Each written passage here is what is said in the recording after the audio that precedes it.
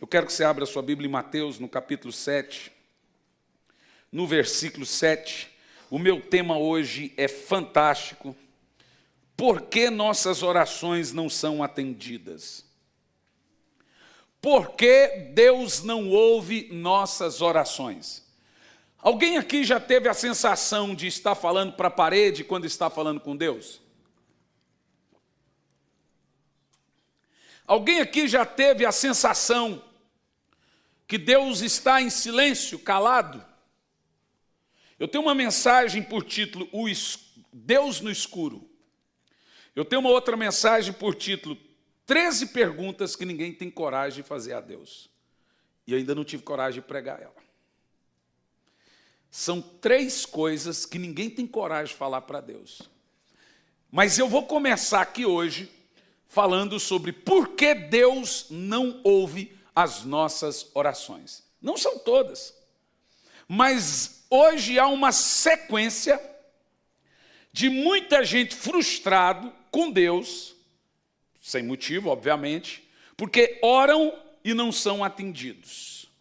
Nós vamos começar em Mateus, no capítulo 7, no versículo 7, que diz assim: peçam e lhes será dado, busquem e encontrarão, bata e a porta lhes será aberta. Que maravilha! Se ler esse texto, parece que Deus está obrigado a nos ouvir. Mais do que obrigado a nos ouvir, Ele está obrigado a nos atender. Não é verdade? Parece que é um mandamento aqui, está no imperativo. Peça. Agora veja o verso 8. Pois todo o que pede, recebe. O que busca, encontra. E aquele que bate, a porta será aberta. O texto não diz tudo o que pede, recebe. Ou nem diz tudo o que pede, recebe o que pede. O texto diz todo o que pede, recebe. Não está prometendo que recebe o que pede. E nem diz tudo o que pede. Mas olha o verso 9. Qual de vocês, se seu filho pedir pão, lhe dará uma pedra? Ou se pedir peixe, lhe dará uma cobra? Se vocês, apesar de serem maus, sabem dar boas coisas aos seus filhos, quanto mais o Pai de vocês que está nos céus dará coisas boas aos que lhe pedirem. Senhor, fale conosco, que não seja eu quem fale, mas fale aos nossos corações, nos ensinando e nos instruindo, em nome de Jesus. Amém. É fato que a Bíblia diz que Deus não tem os seus ouvidos tapados à oração que nós fazemos. A palavra diz que Ele não é surdo, que Ele está atento às nossas orações. Então, por que muitos oram e não são atendidos? Porque muitos pedem e não recebem. Apesar de Jesus dizer que quando você bate a porta se abre, porque para muitos de nós a porta não está se abrindo. Diante desse fato, eu quero achar aqui nessa noite 6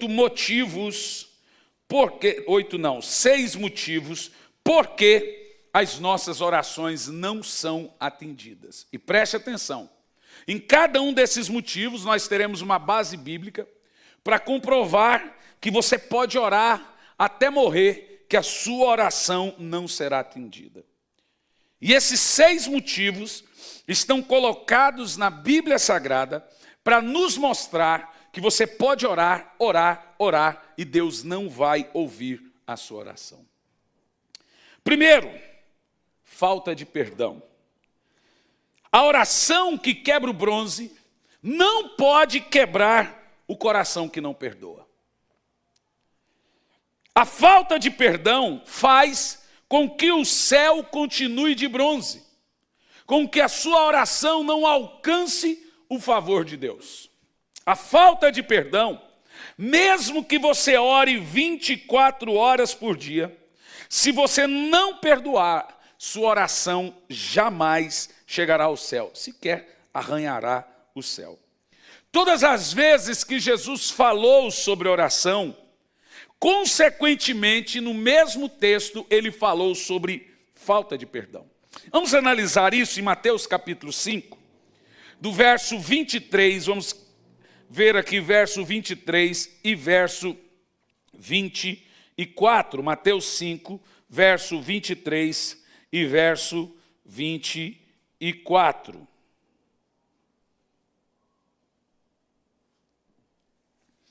Toda vez que Jesus falou sobre oração, em o mesmo texto ele falou sobre falta de perdão. Diz assim: portanto, se vocês estiverem apresentando a sua oferta diante do altar e ali se lembrar que o seu irmão tem algo contra você, preste atenção nesse texto.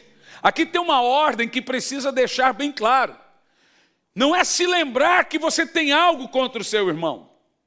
É se lembrar que o seu irmão tem algo contra você. Porque hoje o que a gente faz? Eu vou lá liberar perdão, que eu quero é ser livre. Aí o crente, engraçadinho, fala assim: eu vim aqui te perdoar. Não é isso que Jesus está falando. Jesus está falando que se você souber que alguém tem algo contra você, não importa se é justo ou não, você deve pedir perdão a ele. Você quer ser crente? Já começa por aí. Agora prossegue o texto.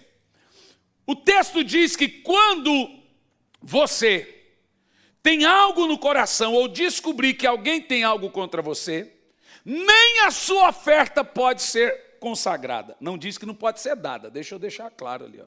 Antes que alguém fale: não dou oferta porque eu tenho mágoa. A Bíblia diz que você tem que dar. Diz assim, ó, deixa a sua oferta lá. Então, irmão, deixa a oferta e diz assim, ó, diante do altar e vá primeiro reconciliar com o seu irmão. Depois você vem e fala: pastor, consagra aquela oferta que eu dei. Isso significa o seguinte: você deu a oferta, a sua oferta está lá contabilizada, mas Deus só vai aceitar ela como oferta quando você se reconciliar. É nesse sentido que Jesus está falando. E o texto diz: depois volte e apresenta a sua oferta. Isso significa: Senhor, o senhor lembra aquela oferta que eu fiz? Pois bem, eu reconciliei e agora eu quero apresentar aquela oferta. Porque ela já está diante do altar. Você começa a perceber que, no verso 15, veja desse mesmo capítulo, Jesus vai dizer que a oferta, que o perdão, ele interfere, gente, diretamente até na salvação da sua alma. Mateus 6, no versículo 12. Jesus nos ensinando a orar, ele vai nos dizer que o perdão, ele interfere diretamente até mesmo na salvação. Mateus 6, versículo 12, lá na oração do Pai Nosso, vamos orar o Pai Nosso? Pai nosso que estais nos céus, santificado seja o teu nome, venha a nós o teu reino, seja feita a tua vontade, assim na terra como nos céus. O pão nosso de cada dia nos dai hoje, perdoe as nossas ofensas, assim como nós processamos quem nos ofendeu. Não é não? Eu falei errado? Mas eu acho que o crente lê assim. Irmão, eu quero que você me diga, aonde tem danos morais no cristianismo? Não existe. Não existe. A Bíblia diz que você tem que aprender a deixar passar. Perdoar quem te ofendeu como Deus perdoou você. Veja, a Bíblia deixa claro isso. Agora olha o versículo 15. Ainda na oração, Jesus diz assim: se não perdoares uns aos outros, o Pai Celestial não te perdoa. Para você ser salvo, você tem que ser o quê? Perdoado.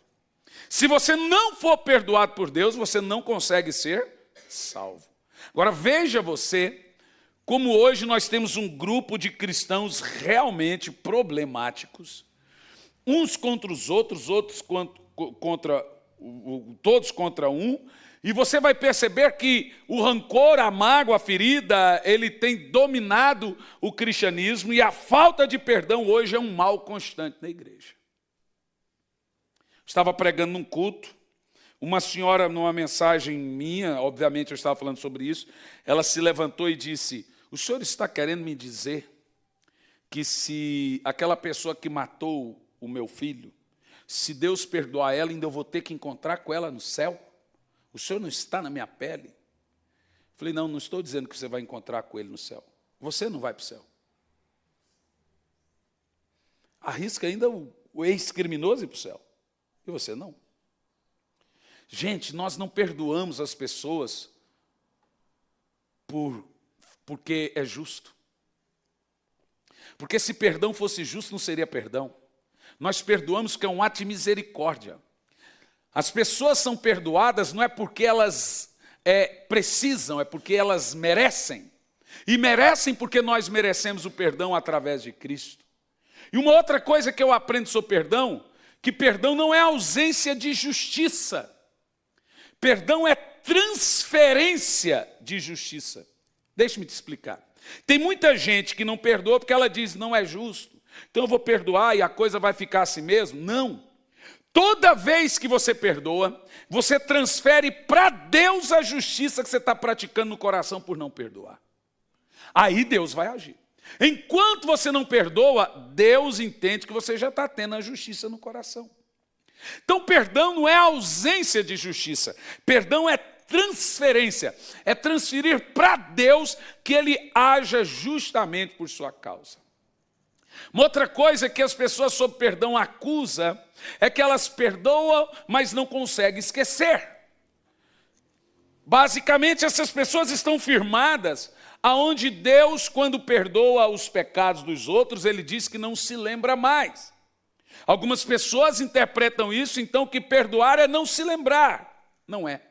Quando a Bíblia diz que Deus não se lembra mais dos nossos pecados, ela não está dizendo que Deus esqueceu na sua memória.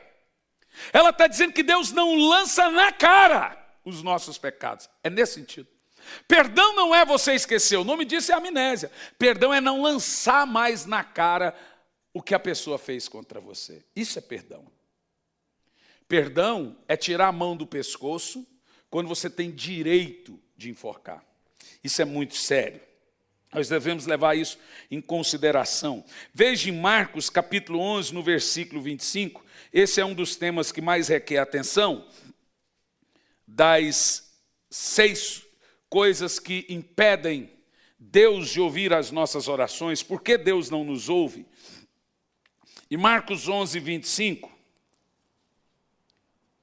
Veja que lá em Mateus, Jesus disse que se você trouxer a oferta e descobrir que alguém tem algo contra você. Agora, nesse texto fala de você ter algo contra alguém.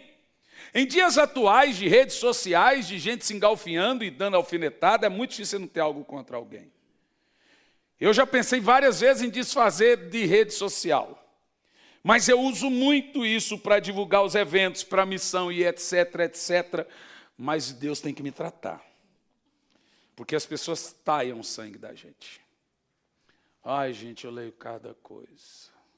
Eu falo assim, não acredito. Mas o texto diz assim, presta atenção. Quando você estiver orando. O quê? Quando você estiver orando. Se tiver alguma coisa contra alguém, perdoa.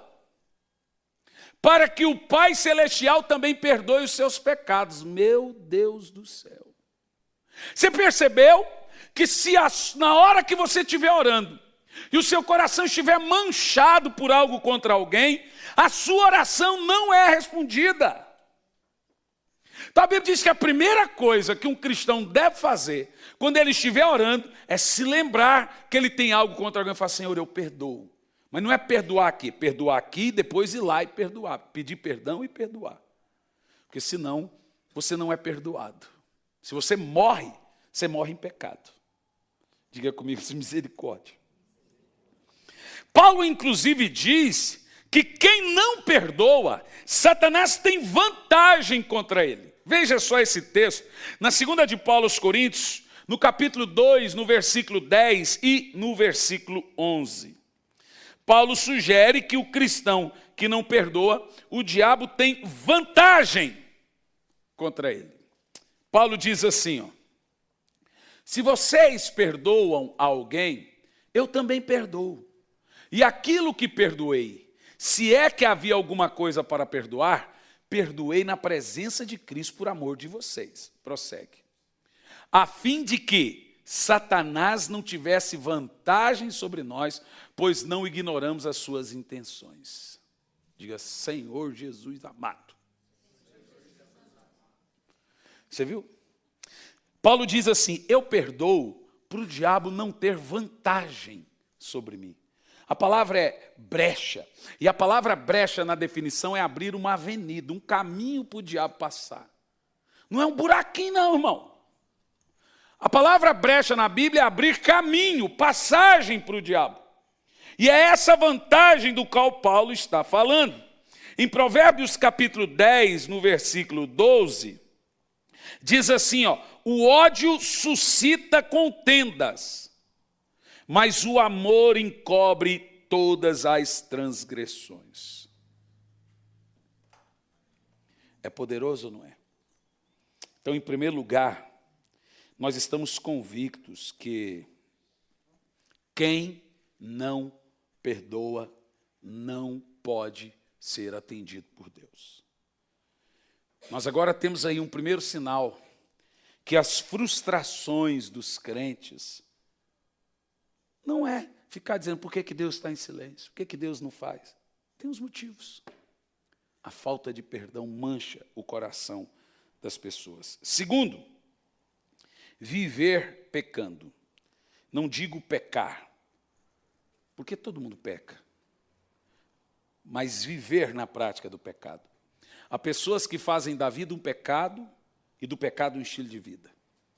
Viver habitualmente na prática do pecado. Veja o texto de Tiago, em Tiago capítulo 4, versículo 3, que a prática contínua, repetitiva, constante do pecado faz com que suas orações não sejam atendidas.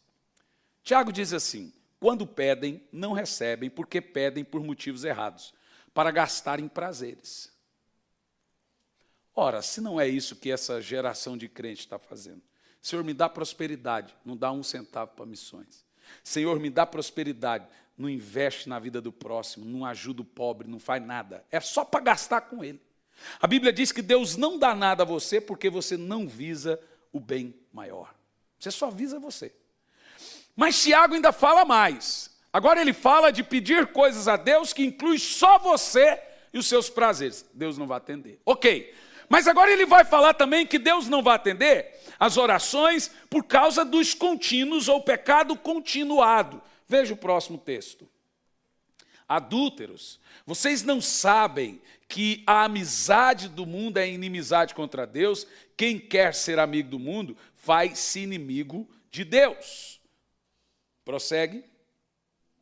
Ou vocês acham que é sem razão que as Escrituras diz que o Espírito que Ele faz habitar em nós tem ciúmes? O texto já começa assim: você pede e não recebe, porque você pede mal. E Tiago continua: além de pedir mal, você vive gastando dinheiro com pecado. Então Deus não vai dar. Deus quer que você morra de fome na terra, mas que vá para o céu. Se for essa ideia, para Ele não tem problema. É verdade, irmão. Vai por mim. Então, uma vida contínua de pecado faz o céu ficar de bronze. Impede as suas orações de serem respondidas. É o que Isaías 59, versículo 2 diz: são os vossos pecados que fazem separação entre vós e Deus. Terceiro, hipocrisia. Por favor, Mateus 7, do verso 1 ao 5.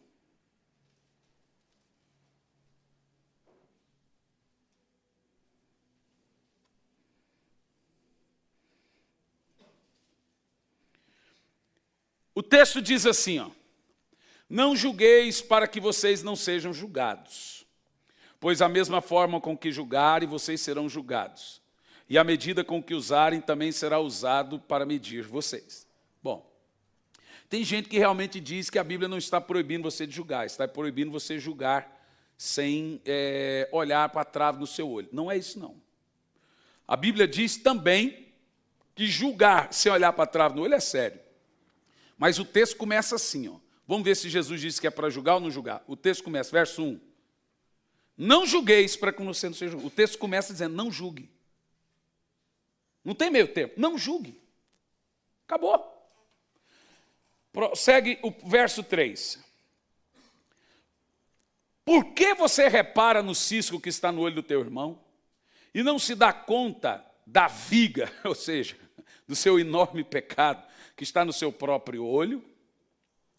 Como que você pode dizer ao seu irmão, deixa-me tirar o cisco do seu olho, quando há uma viga no seu olho? Verso 5. Hipócrita. Você viu agora o que é hipocrisia? Hipocrisia é quando você é condescendente demais com seus erros e duro demais com o erro dos outros. Na realidade, hipocrisia é o pecado comum da igreja. A gente olha sempre para as pessoas com o olho mais severo e olha muito no espelho com o olho de coitado, de vítima. Eu sou um pobre, um coitado. E a Bíblia diz que a hipocrisia impede as nossas orações de serem atendidas.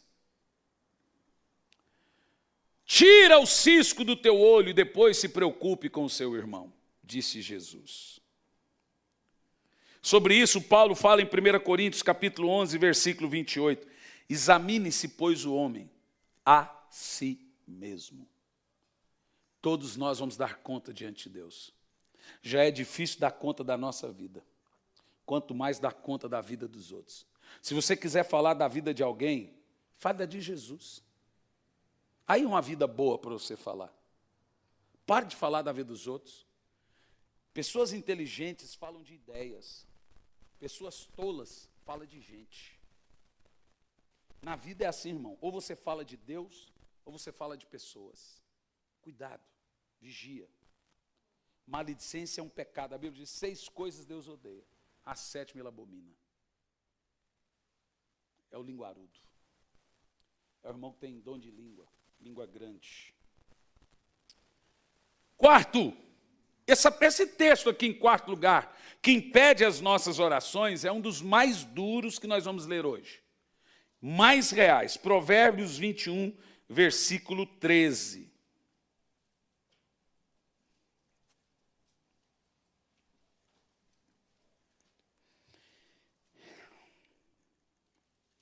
Ignorar aos pobres. Olha que texto terrível.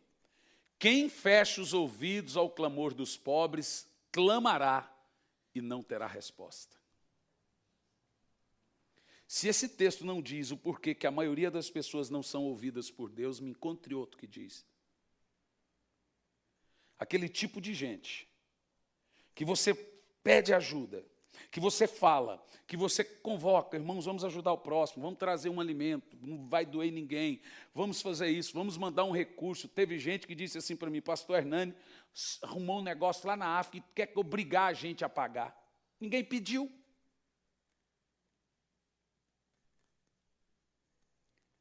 A Bíblia diz que esse tipo de gente, no pior momento da vida dele, ele vai orar, ele vai clamar, e Deus não vai ouvir. Porque ele tapou o ouvido dele para atender o pobre. Imagina uma pessoa doente, ou com um filho doente, ou no momento de crise, Senhor, me escuta. A Bíblia diz que Deus não vai escutar. Você vê que você não pode ser vingativo. Você não pode dar o troco. E sabe por quê? Tudo que cabe a Deus fazer, você não pode fazer. Você não pode julgar, porque quem julga é o Senhor. Você não pode se vingar, porque a vingança pertence a Deus. E Deus é vingativo. É dele. E sobre a questão do pobre, Deus fecha os ouvidos por vingança. Porque você simplesmente não se importa com a necessidade do pobre.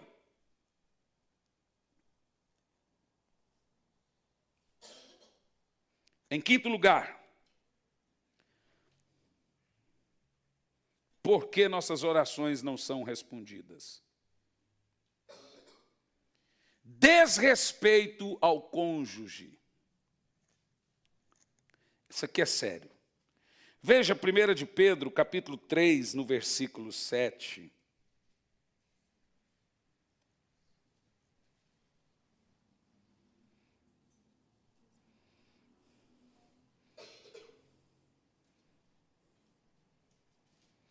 1 de Pedro 3, versículo 7. Olha, irmãos, nós devemos analisar a coisa sobre o seguinte. Está tudo errado. Está tudo errado. Orações não são respondidas, orações não são atendidas, bênçãos não são respondidas, bênçãos não são atendidas, bênçãos não são dadas, não vem, não acontece, por vários motivos. Olha esse motivo. Do mesmo modo, vocês, maridos, sejam sábios no convívio com suas mulheres. E tratem-nas como honra, como parte mais frágil. Não é parte emocional frágil. Tem engraçadinho que pensa que a mulher é frágil porque é coitada. Quando a Bíblia fala parte frágil, está falando fisicamente, força física. Porque a mulher é infinitamente mais forte do que o homem. O homem, se der uma dor, ele está morrendo. Mas Paulo diz, conviva bem com a sua mulher, porque ela é frágil fisicamente. Fisicamente. Eu falei alguma mentira? Ok. Apenas isso. E diz assim, e co-herdeiras, é salva, igual a você, tem os mesmos direitos que você, da graça da vida, de forma que não seja interrompida as suas orações. Irmãos, é muito difícil, muito duro você entrar numa casa e você perceber que aquela casa não tem o favor de Deus. Você perceber que o ambiente é pesado. E uma casa, o ambiente é pesado por várias situações. Primeiro, o céu é de bronze. As orações daquela casa, pode orar o cachorro, o papagaio, o filho, a avó, a sogra, não vai resolver. E por quê? Porque há um desrespeito mútuo de filhos para pais, pais para filhos, esposa, marido e etc. Um grita com o outro grita com um. Não há o exercício do perdão. E essa gritaria, esse desentendimento no lar, fecha as portas de Deus nessa casa. A Bíblia diz, tenha um bom convívio dentro da sua casa. Lá no final, para que as suas orações não sejam interrompidas. A Bíblia vai dizer, não deixe que o sol ou o dia vire sobre a sua briga ou ira. Eu aconselho vocês a não dormirem brigados. O outro dia é outro dia e a confusão choca e cria filho. Então, irmão, durma 5 horas da manhã, 4, mas resolva. Não vire um para o lado, outro para o outro, e deixe o diabo tirar proveito daquele momento, daquelas palavras. Não deixe o outro dia virar sem que resolva as situações na casa, porque é muito difícil. Você pode precisar orar e Deus te atender com urgência, a sua oração não vai ser atendida. Então, em quinto lugar, o que interrompe o favor de Deus na sua vida, irmão, não tem nada melhor que chegar em casa e falar, eu estou em casa, deitar na sua caminha, no seu vaso. Eu estou no meu vaso.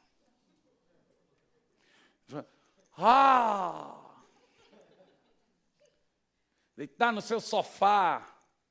Sua casa tem um cheiro todo especial que só você sabe. Mas tem gente que ele é muito mais feliz fora de casa do que em casa. Tem mulher que fala, pastor, meu marido vai aposentar. Começa a orar, pastor. A aposentadoria de alguns maridos é o terror de algumas mulheres.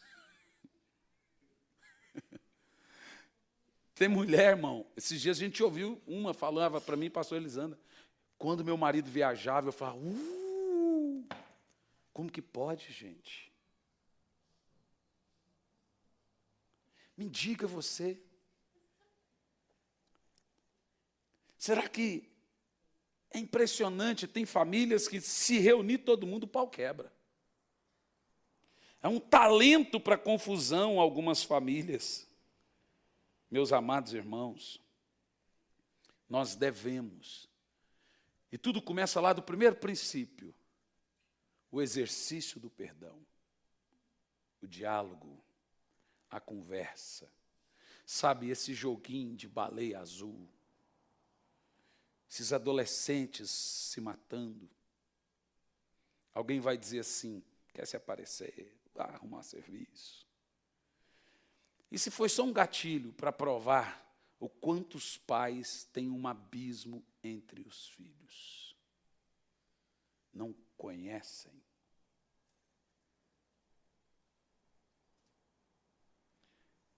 E essas leis que proíbem os filhos de fazer qualquer coisa. Não pode nem cortar a grama para o pai. Tornar as crianças ociosas, vadios. A rede social, para uma certa idade, já para adulto já não presta. Para esse tipo de gente. Veja vocês, que mundo nós estamos vivendo.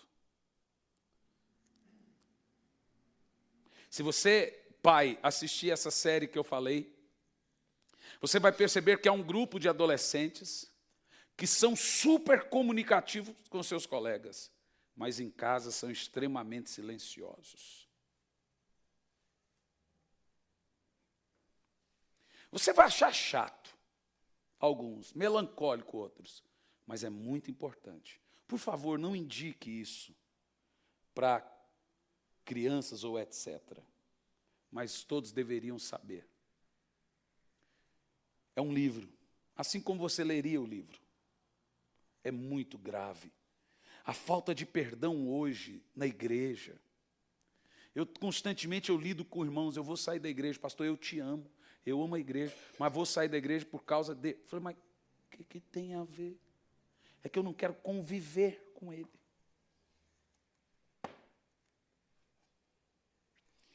Irmãos, a coisa mais assustadora hoje é que o cristão não sabe mais praticar o cristianismo.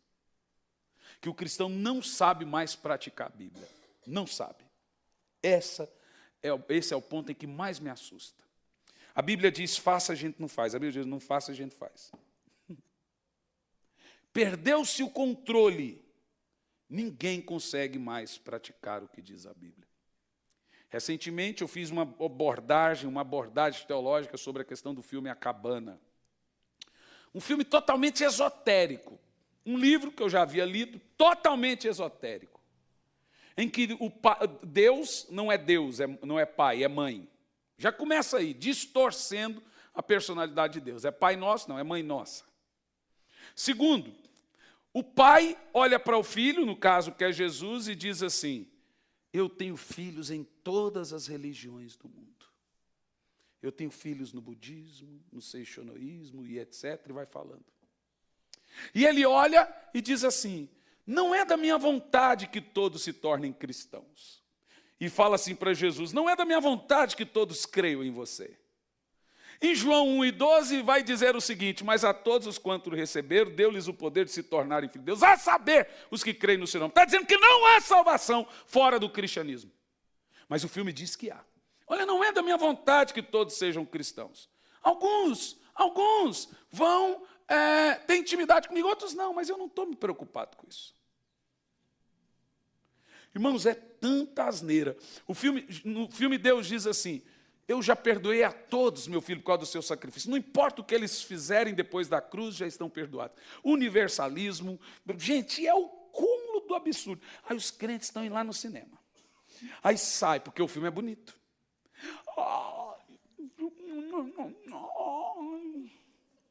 Aí eles acham lindo. É como se você atacasse Ghost. Teve um que foi falar assim, eu achei bonito.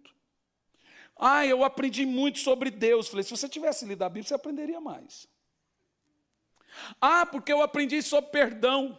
A Bíblia já fala. Porque eu chorei muito. Quando você assistiu Ghost, você virou espírita? E chorou um monte. Porque o filme é bonito, ele deve ser de Deus. Aí você põe lá todas as partes teológicas, explicando tecnicamente por que o filme foi condenado por todos, não foi alguns teólogos, não.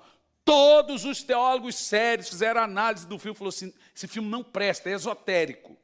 É ecumênico, esotérico, universalista e um monte de coisa.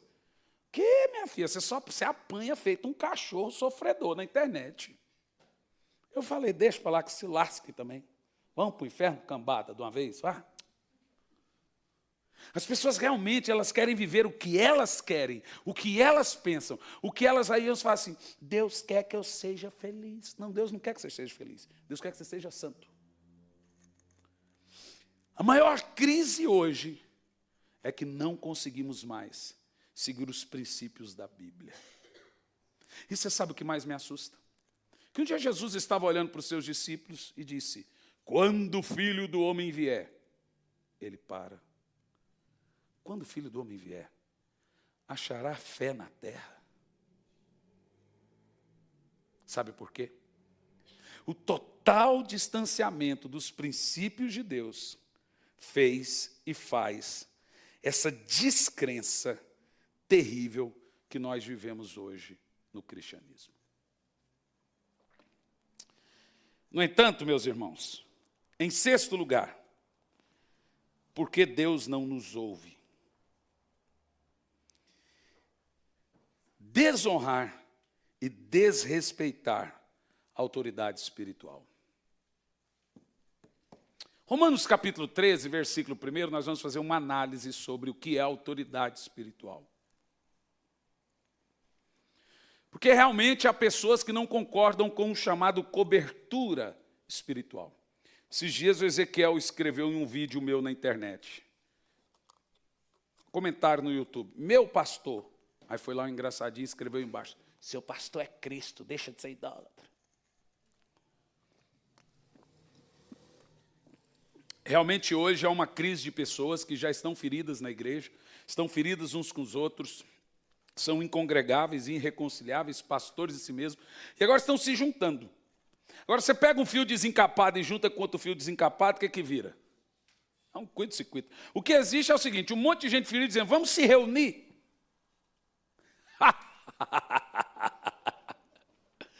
É cego guiando cego. Aí é fácil falar da igreja. Aí você fala, não, eu sou a igreja. Você já viu um narigão andando no centro de Curitiba dizendo, eu sou o corpo? Ô narigão, cadê seu corpo? Não preciso, eu sou o corpo. Ô dedão, não, eu não preciso do corpo, eu sou o corpo. Queridão, você só é a igreja se estiver em comunhão com o corpo.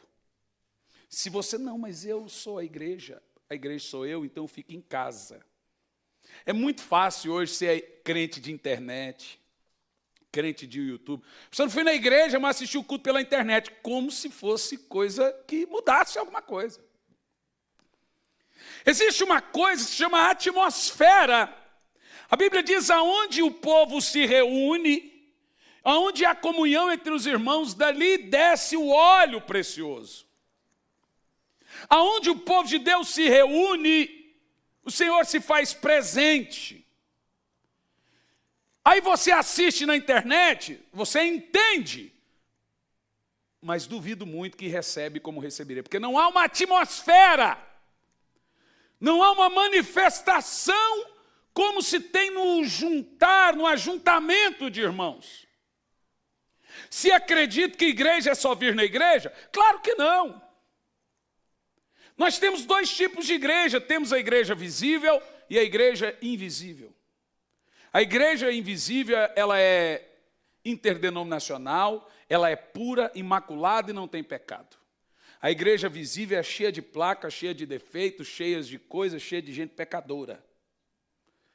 Mas a igreja é quando os irmãos se reúnem. Ali, a Bíblia diz que o Senhor ordena as bênçãos. É como um óleo precioso que desce da barba de Arão. Não é verdade? No entanto, há um grupo de pessoas que passaram por um círculo. Caminharam para lá, para cá, não deram certo. Elas têm um prazo de validade de 6 meses nas igrejas. Até descobrir o defeito do pastor da igreja ou de alguém e falar, não gostei daqui, dali. Queridão, deixe-me te dizer, eu posso te fazer uma promessa, talvez alguns estão me vendo aqui pela primeira vez, eu tenho uma promessa para te fazer, eu vou decepcionar você. E eu te faço uma pergunta, o que você vai fazer depois disso? Vai ser mais um pastor na sua lista em que você está decepcionado? Irmão, quem vem para a igreja por causa de gente, sai por causa de gente. Quem vem por causa de Jesus, não sai. Eu sei que tem lugar que se torna insustentável. Eu sei que tem lugar que o pastor está em pecado. Essa semana, um jovem me procurou, um dos empresários mais proeminentes dessa cidade. Descobriu que o pastor dele está cobertando pecado. Ele chegou, pastor, fulano está em pecado, está na liderança. Eu sei, mas vou deixar para Deus cuidar. Não, pastor, o senhor está louco? Não, irmão, você não pode julgar. Não, pastor, ele está na liderança, ele prega. Não, eu sei que está em pecado, mas quem somos nós para julgar? Ele falou com o pastor, eu vou sair. Alertei, não falou, não, você está certo. Você não pode ser conivente com o pecado das pessoas. Mas, queridos, nós temos que entender que hoje é moda falar mal de polícia, falar mal de médico, falar mal de pastor, falar mal de político. Político merece. Alguns pastores? Talvez, mas não todos. Irmão, não tem nada, você percebeu que tudo que é autoridade hoje é desrespeitado? O professor apanha na classe, o policial, você vê os vídeos, a maneira como que eles são tratados, o juiz, você já viu o jeito que eles falam com o Sérgio Moro? Então é uma moda desrespeitar a autoridade. E isso faz Deus cerrar o céu sobre você. Olha o texto. Todos devem sujeitar-se às autoridades governamentais. Aqui fala de autoridades governamentais. Pois não há autoridade que não venha de Deus. As autoridades que existem foram por ele estabelecidas. Esse mesmo empresário me perguntou, pastor, eu devo entregar o imposto de 30% num país injusto como esse? Eu falei, tu deve. É porque eu fui num outro pastor rico aí, empresário, e ele falou, onde é que está na Bíblia mandando você entregar imposto de 30%? Olha, irmão. Meu querido, eu falei para ele, você não pode chamar Eduardo Cunha de corrupto, Lula de corrupto. Você não tem moral para falar isso. Se você tem funcionários, e isso acontece na maioria das vezes, que, ó, esse tanto eu te dou aqui na carteira, esse tanto é por fora, tá bom? E esse é o cristianismo que nós estamos vivendo hoje. Amados irmãos, examine-se, pois, o homem a si mesmo. Cada um dará conta diante de Deus. Ah, mas é injusto. O injusto vai dar conta. Você não vai pecar com o pecado dele, né? E o texto continua. Não há autoridade que não foi por Deus. Verso 2. Portanto, aquele que se rebela contra a autoridade está se colocando contra Deus que o instituiu. E aqueles que assim procedem trazem condenação sobre si mesmos. Prossegue. Pois os governantes não devem ser temidos, a não ser pelos que praticam mal. Olha aí, quem tem medo de polícia? Quem fala mal de polícia é quem faz coisa errada. Quem tem medo da Receita Federal? É quem faz coisa errada. A Bíblia diz que as autoridades não devem ser temidas, a não ser quem está fazendo coisa errada. E prossegue. Você quer ser livre do medo da autoridade? Pratique o bem. E a autoridade vai te honrar. Prossegue. Pois a autoridade é serva de Deus para o seu bem. Mas se você praticar o mal, tenha medo, pois ela não porta a espada sem motivo. A autoridade é serva de Deus, agente da justiça, para punir quem pratica o mal. Isso serve para o governador, o prefeito, a polícia, o juiz, o professor e o pastor, que é a autoridade espiritual. Bom, meus amados irmãos, essas 6 coisas impedem as nossas orações. Vamos nos lembrar, qual é a primeira? Falta de perdão. Qual é a segunda? Vamos lá, vocês estão dormindo? Viver continuamente, habitualmente na prática do pecado. Qual é a terceira? Hipocrisia. Qual é a quarta? Aquele que tapa o ouvido aos necessitados, ao pobre. Quem não se importa com o pobre. Qual é a quinta? Desrespeitar os cônjuges. Confusão na casa, briga, o pau quebra, um não respeita o outro. Qual é a sexta? As autoridades. Vamos orar a Deus. Fique em pé no seu lugar.